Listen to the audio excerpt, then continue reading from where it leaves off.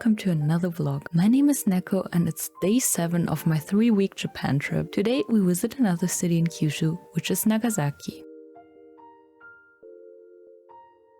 We woke up pretty early to arrive in Nagasaki around 9 p.m. because as on the other days, we had a very tight schedule on that day and we couldn't stay in Nagasaki for a whole day. I think we woke up around 6 a.m. so we were pretty tired and sleepy. The first train was a bit older and before we entered it, I got myself some onigiri, as always. This time it was a tuna mayo one. It's also one of my favorites, which is funny because I usually don't really like tuna, but I don't know, I really like it and I always got it when I studied in Japan. I also think we didn't have anything else on that day, like until nighttime, so yeah. The view was very pretty again and we drove past Saga Balloon Festival. It looked so nice. I really regretted that I didn't know about this and that I missed it. I hope I can go there one day.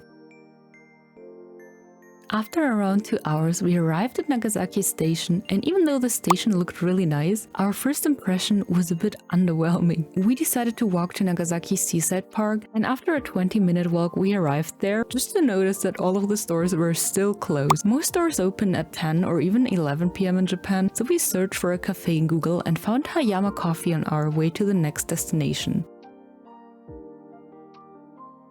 And after some iced coffee and a little break, even though we didn't do anything exhausting yet, we were ready to go to our next destination. It was another really warm November day and we arrived at this really cute spot.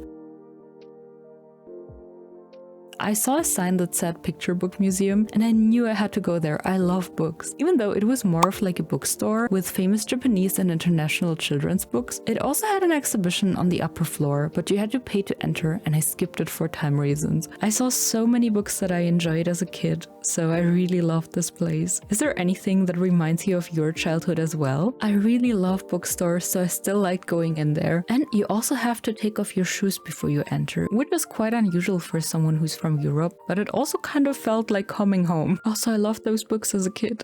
Ura Cathedral was nearby as well, but we only took a few pictures and decided to skip entering it, as we have churches in Germany as well, and you have to pay to enter. Instead, we headed to Glover Garden. Glover Garden is a historical park in Nagasaki named after Scottish merchant Thomas Glover. It showcases Western-style residences, including Glover's former residence, highlighting the Western influence during Japan's modernization. Yeah, I know, we skipped the church but visited Western houses instead, but the gardens offer a beautiful view of Nagasaki Harbor from its elevated location, and we enjoyed exploring the beautiful houses. The entrance to the garden is 620 yen and you spend around 1 to 2 hours here. Nagasaki has a long and fascinating history as one of the few Japanese ports open to foreign trades during Japan's time of isolation. The city played a crucial role in Japan's early interaction with Western culture, and you can clearly see it in this place and learn a lot about the history of those times. But it was also unusual to see those kind of interiors in houses in the middle of Japan. Here I am pretending that I live here because as a millennial I can only dream of ever owning a house, so let me just be delulu for a few minutes. Another interesting thing is that you can rent Western style dresses from this period and wear them to the garden to take some nice pictures.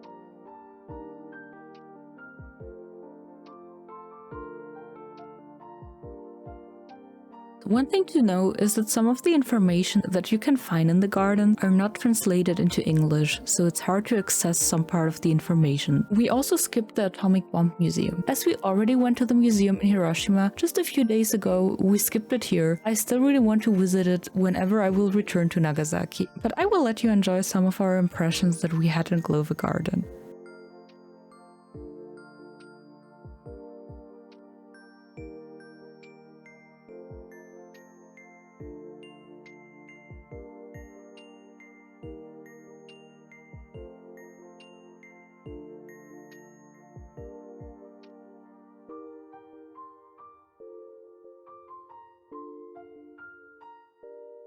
In the end, we also visited the Nagasaki Traditional Performing Arts Center. They showcase some of the floats used for Nagasaki Kunchi, an autumn festival that has been celebrated for about 400 years and includes different aspects of Chinese and Dutch cultures which have played a role in the city's history. As we still had plenty of time in Nagasaki, we headed to the other side of the city, to the Penguin Aquarium. I really love penguins and the thought of visiting them made me so excited and happy. I guess that might be an unusual Nagasaki activity, But yeah, after 45 minutes in different buses and Kevin getting pooped on by a bird, we arrived at the aquarium and got our tickets. I was so happy that it was cold in the building as it was a really warm day. They show you some other sea creatures first before you get to the main attraction, which was really great for me because I really enjoyed it and I had such an amazing time. Look at all of those cuties.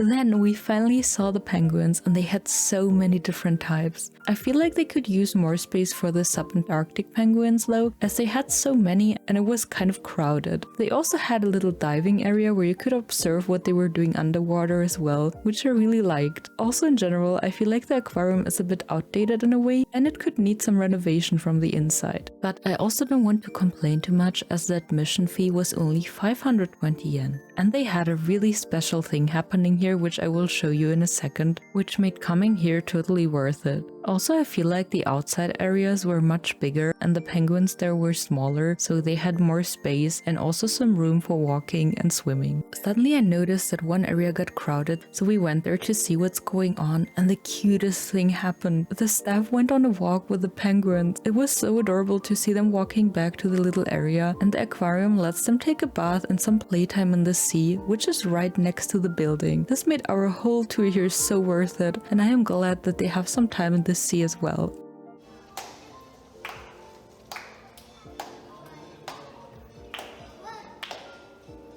After this, it was time to leave Nagasaki as we had a really cool plan for afterwards. We wanted to visit the teamLabs exhibition, a forest where gods live, and it was the last day of this event, which was held at Mifuneyama, a mountain close to Takeo Onsen. When I saw this event, I was so happy that it was during our time in Japan, because I was so amazed by all of the pictures that I saw on the teamLabs website. I changed our whole itinerary to make sure that we go there, and we got the tickets on Klook for around $10. I would definitely recommend to check out if other cities that you visit have a teamLabs exhibition as well, as the one in Tokyo can get quite crowded, and other cities offer really cool teamLabs exhibitions as well. We took the Shinkansen and after 30 minutes we arrived at the train station. It was a really quiet and small one and we had to wait for the bus. When it came, it took another 20 minutes to bring us to our destination, but it was not the right entrance, so we had to walk for 10 more minutes, but the view was nice, so we didn't mind. The queue to the event was so long, but because we got our tickets in advance, we could just skip the line and enter it directly, so we were very lucky. Also, this event starts in the afternoon, so it was a perfect combination with our day trip to Nagasaki as it was on the way back. This was one of the best teamLabs exhibitions I've ever been to. I mean, I've only been to like 3 so far, but still. During sunset, everything already looked so magical, and this is why we came so early, as I wanted to see everything before and after sunset.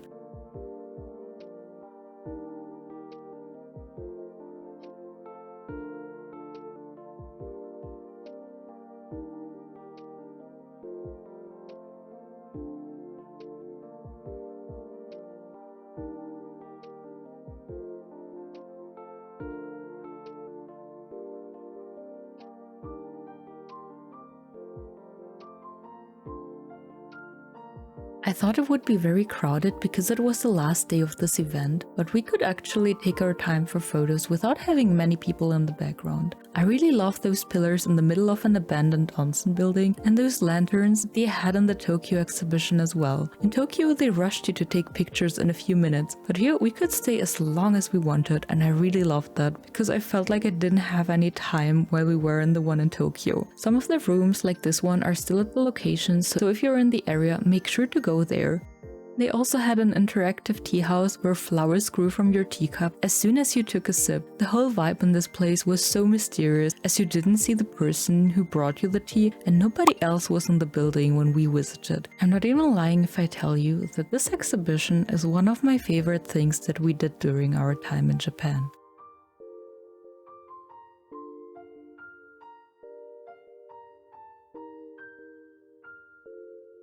I didn't think I would enjoy this room as much as I did, as I skipped it in the beginning, but it made me feel like a child again, as stepping on the lizards make them burst into colors. God, that sounds so violent. I'm glad that they are not real lizards, but I had so much fun here as you can see.